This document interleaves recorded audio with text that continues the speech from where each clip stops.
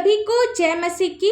आज का ठहराया हुआ पवित्र वचन है यूहन्ना रचित सुसमाचार 11 अध्याय का 40 से 42 पद, जिसमें लिखा है, यीशु ने आंखें उठाकर कहा, हे पिता, मैं तेरा धन्यवाद करता हूँ कि तूने मेरी सुन ली। मेरे प्रियो, ये उस समय की बात है जब लाजर मर गया था और उसे मरे 4 दिन हो गए थे। यीशु बहुत उदास होकर लाजर के कब्र के पास आया और पत्थर को हटाने के लिए कहा। लाजर की बहन मार्था उसे कहने लगी, हे प्रभु, उसमें से अब तो दुर्गंध आती है, क्योंकि उसे मरे 4 दिन हो चुके हैं। यीशु ने उससे कहा, क्या मैंने तुझसे नहीं कहा था कि यदि तू विश्वास करेगी तो परमेश्वर की महिमा को देखेगी। तब उसने उस पत्थर को हटाया। यीशु ने आंखें उठाकर कहा, हे पिता, मैं तेरा धन्यवाद करता हूँ कि तूने मेरी सुन ली है। मैं जानता था कि तू सदा मेरी सुनता है, परंतु जो भीड़ आसपास खड़ी है उसके कारण मैंने यह कहा, जिससे कि वे विश्वास करें कि तूने मुझे भेजा है। यह कहकर उसने बड़े शब्द से पुकारा, हे लाजर, निकल आ। जो मर गया था वह कफन से हाथ पांव बांधे हुए निकल आया और उसका मुंह अंगोछे से लिपटा हुआ था। यीशु ने लोगों से कहा, उसे खोल दो और जाने दो। यहाँ यीशु मसीह लाजर के कब्र के बाहर खड़े हैं। लाजर को जिंदा करने से पहले वे कहते हैं, हे पिता, मैं तेरा धन्यवाद करता हूँ कि तूने मेरी सुन ली। अभी लाजर कब्र में है और मरा हुआ है, फिर भी यीशु मसीह पहले ही परमेश्वर का धन्यवाद करते हैं कि तूने मेरी प्रार्थना को सुन लिया, कि जो कुछ मैं मांगने जा रहा हूँ या फिर कहने जा रहा हूँ वो पूरा हो गया है। इसलिए मैं आपका धन्यवाद करता हूँ। यीशु मसीह ने विश्वास के द्वारा ये मान लिया कि जो कुछ वे कहने जा रहे हैं वे उसके लिए हो चुका है, इसलिए उसने परमेश्वर का धन्यवाद किया। इसी प्रकार हमें भी प्रार्थना करनी चाहिए।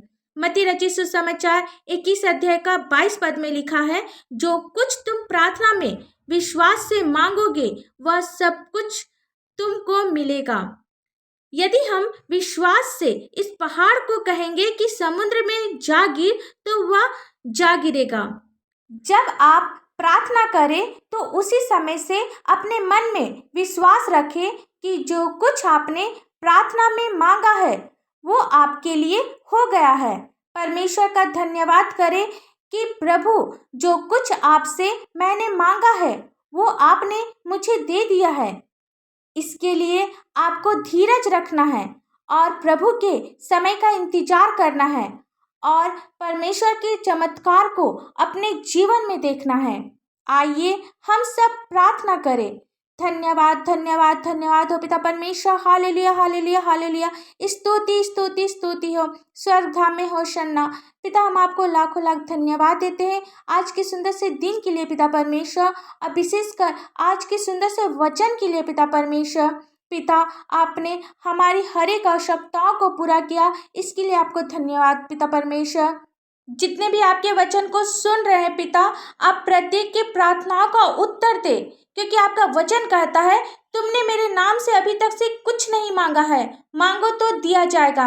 हाँ पिता, आपके मीठे और पवित्र नाम से मांगते हैं पिता परमेश्वर, एक एक बीमारी चंगी होने पाए, एक एक परेशानी, दुख, तकलीफ, नशे की बुरी आदत, कर्जे, पति पत्नी की लड़ाई झगड़े दूर होने पाए। यीशु मसीह के पवित्र और मीठे नाम से पिता परमेश्वर, हर एक घर में आपकी आशीष हो पिता परमेश्वर।